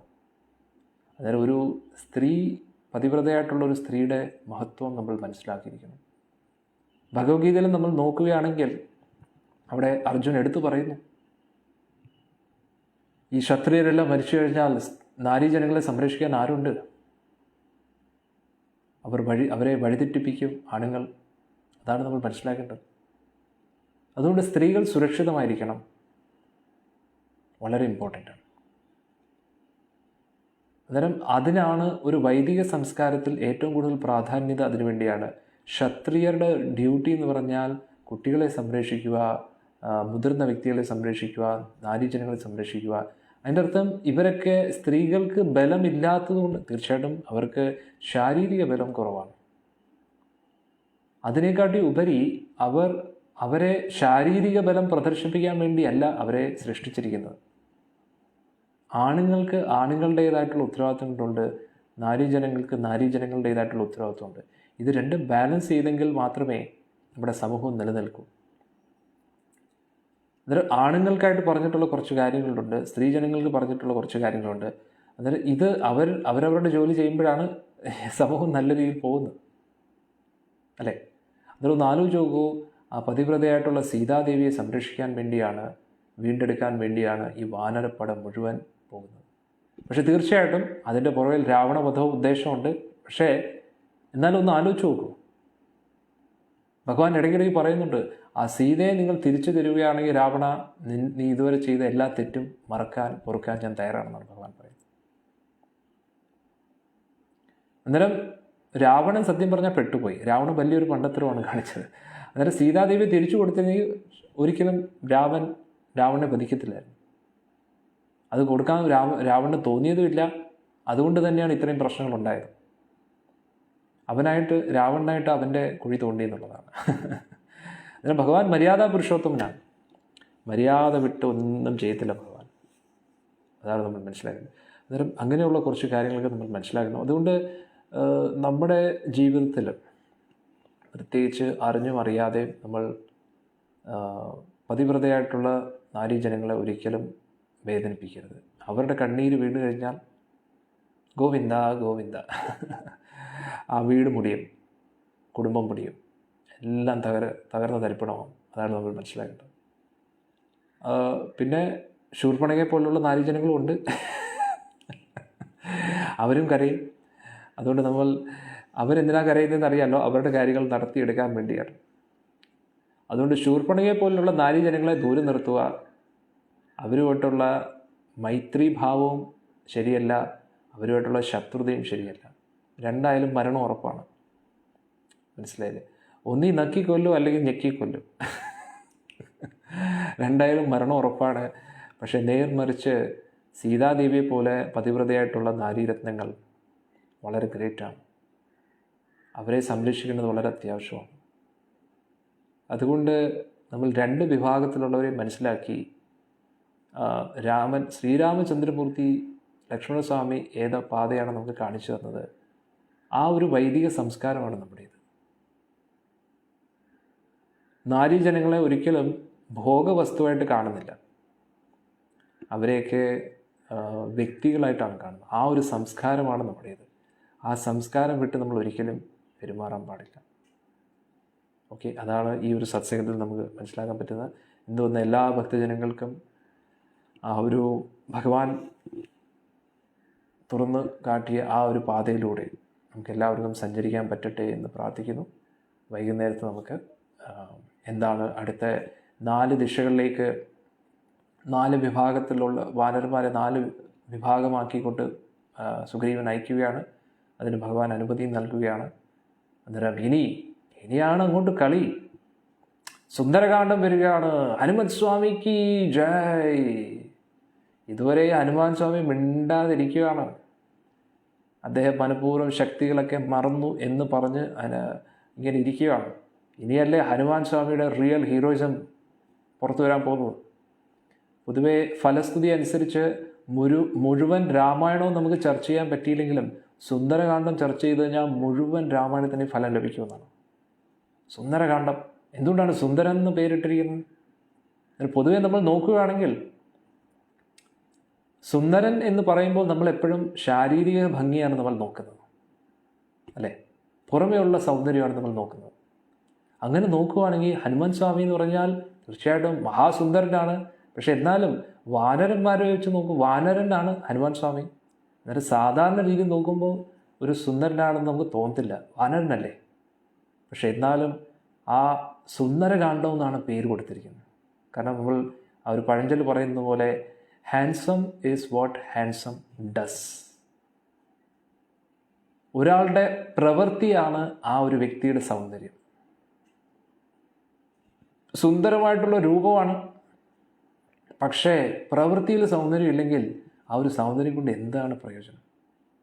കാണാൻ ഭയങ്കര സുന്ദരൻ, പക്ഷേ പ്രവൃത്തിയാണെങ്കിൽ വെറും തറപ്രവൃത്തി. അവരുടെ സൗന്ദര്യം കൊണ്ട് എന്താണ് പ്രയോജനം? ഒരു പ്രയോജനമില്ല. പക്ഷെ ഹനുമാൻ സ്വാമി കണ്ടില്ലേ, ആ സുന്ദരനായിട്ടുള്ള ആ ഒരു സുന്ദരകാന്ഡം, അതാണ് നമ്മൾ മനസ്സിലാക്കേണ്ടത്. അതങ്ങോട്ട് ഇനി വരാൻ പോവുകയാണ്. ഹനുമാൻ സ്വാമി ആര് ചാടും അപ്പുറത്തെന്ന് പറഞ്ഞ് ഇങ്ങനെ കാത്തിരിക്കുമ്പോൾ ജാമ്പവൻ വന്നിട്ട് പറയും, ഹനുമാനെ എന്താ നോക്കുന്നത്? നീയാണ് ചാടേണ്ടത്. ഇതിനു വേണ്ടിയല്ലേ നീ ഇത്രയും കാലം വെയിറ്റ് ചെയ്തത്? നിന്റെ ആ ഒരു സമയം എത്തിയിരിക്കുകയാണ്, കാണിക്കൂ നിന്റെ ശക്തികളൊക്കെ എന്ന് പറയുമ്പോഴത്തേക്ക് ഹനുമാൻ സ്വാമി അതുകൊണ്ടായിരിക്കും എല്ലാവരും പറയുന്നതല്ലേ, പുകഴ്ത്തി എന്നെ പൊക്കണ്ട. അതേപോലെ യഥാർത്ഥത്തിൽ ഹനുമാൻ സ്വാമിയെ പുകഴ്ത്തിയപ്പോഴേ ഹനുമാൻ സ്വാമി അങ്ങ് പൊങ്ങി.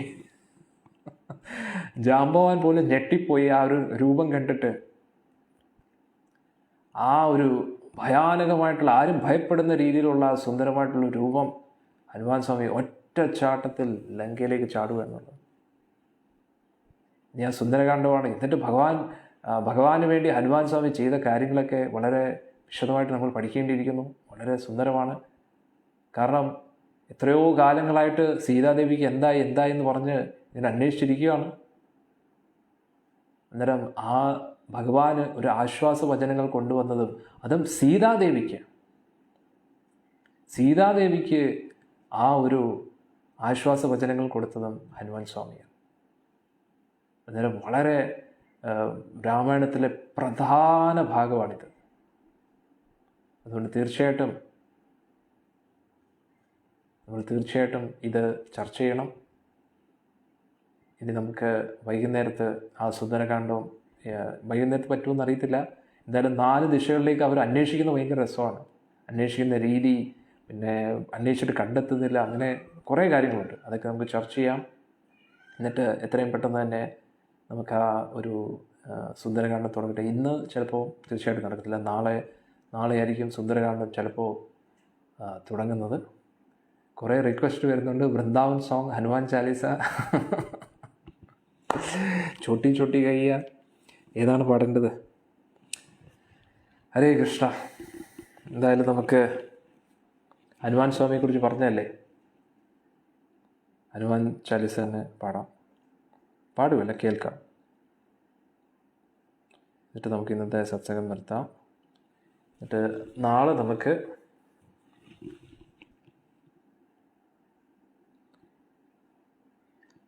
ഇന്ന് വൈകുന്നേരത്ത് നമുക്ക് ബാക്കിയുള്ള കാര്യങ്ങൾ 4 ദിശകളിലേക്ക് വാനര പ്രമുഖന്മാർ അവരുടെ വിഭാഗത്തിലുള്ളവരുമായിട്ട് പോകുന്ന അതൊക്കെ നമുക്ക് ചർച്ച ചെയ്യാം. ഹരേ കൃഷ്ണ ഹരേ കൃഷ്ണ.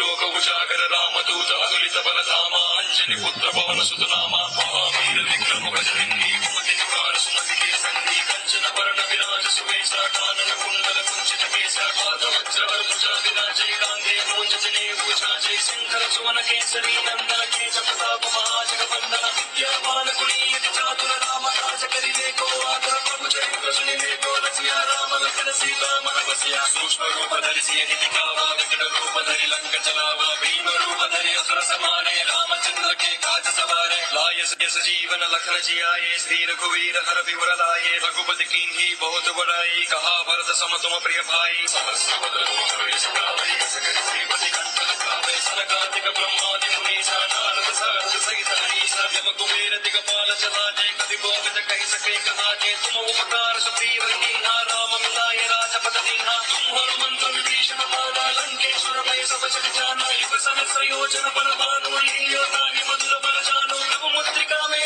मुख माही जन धीरा की गया दर्द नाई दुर्गम काज जगत के जेते सुगम अनुग्रह तुम्हें देते राम दुआरे तुम रखवारे होत न आज्ञा बिनु पैठारे सब सुख है तुम्हारी शरणा तुम रक्षक काहू को डरना आपन तेज समारो आपै तीनों लोक हांकते कांपै भूत पिशाच निकट नहीं आवै महावीर जब नाम सुनावै नासै रोग हरै सब पीरा जपत निरंतर हनुमत वीर संकट से हनुमान छुड़ावै मन क्रम वचन ध्यान जोड़ावै सब पर राम राय सिर ताजा जिनके काज सकल तुम साजा और मनोरथ जो लावै तासु अमित जीवन फल पावै चारों युग प्रताप तुम्हारा है प्रसिद्धि जगत उजियारा साधु संत के तुम रखवारे असुर निकंदन राम दुलारे अष्ट सिद्धि नवनिधि के दाता असवर दीन जानकी माता राम रसायन तुम्हारे पासा सादर तुम रघुपति के दासा राम को पावै जन्म जन्म के दुख बिसरावै अंतकाल रघुपति पुर जाई जहाँ जन्म हरि भक्त कहाई और देवता चित्तन धरई हनुमत से ही सर्व सुख करई संकट हटई मिटई सब पीरा जो सुमिरै हनुमत बल वीरा जय जय जय हनुमान गोसाई कृपा करो गुरुदेव